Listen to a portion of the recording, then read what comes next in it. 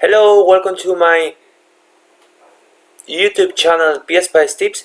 Today I'm going to show many things. First of all, I'm going to show how it is possible to connect a magnetic core with an inductor, the steps you have to follow for that, and how you can get the results in terms of magnetic field and magnetic flux density. For that, just consider this example. We have four different currents, sinusoids, and with different also amplitudes, the same frequency for all of them. First of all, I have got this core. This core, or these magnetic cores, come from the magnetic library. This library is per default in the installation of the software, and per default it also have a coupling of 1. In this case, we can see that L1 and K1 are coupled to form an inductor. In this case, the non-linear magnetic core, so T102.66.15.3C11, comes from the library magnetic all there, as I have already said, and it corresponds to a Giles-Atherton model. So just to take into account that PSpice supports two magnetic core models, Giles-Atherton and a Spice Plus model. In this case, this core is a ring core, a toroid, and as I have already said, it has a coupling of 1.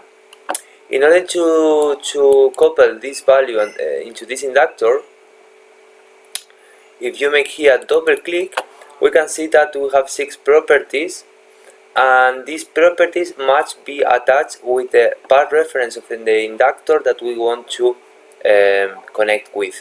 In this case, we want to couple this core, magnetic core, with this inductor. This inductor has reference L1. That's why in the property L1 we are writing L1.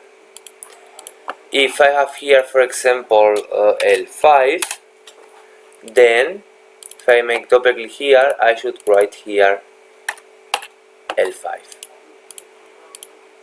Well, once it is done, I'm going to simulate, and we can see the results. In order to see the magnetic field and the magnetic flux density, what we are going to do is we are going to make double click on the time, and in X axis you click on axis variable, you select the magnetic field, and then in the trace you select the magnetic flux density of the kernel of the core, magnetic core K1.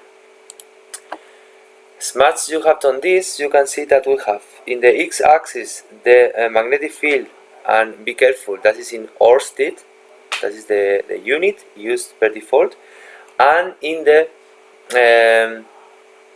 y-axis we have the magnetic flux density in Gauss. We can see that we have different cores response depending on the current, so it's going from the 0.1 ampere to the last one, who is the 2 amperes. So in this way you can calculate or show the response or the magnetic, what's the response of the magnetic flux density in terms of the magnetic field. I hope it's interesting for you. I will say more things about the next magnetic parts and about the whole features in another video. Have a nice day. Bye bye.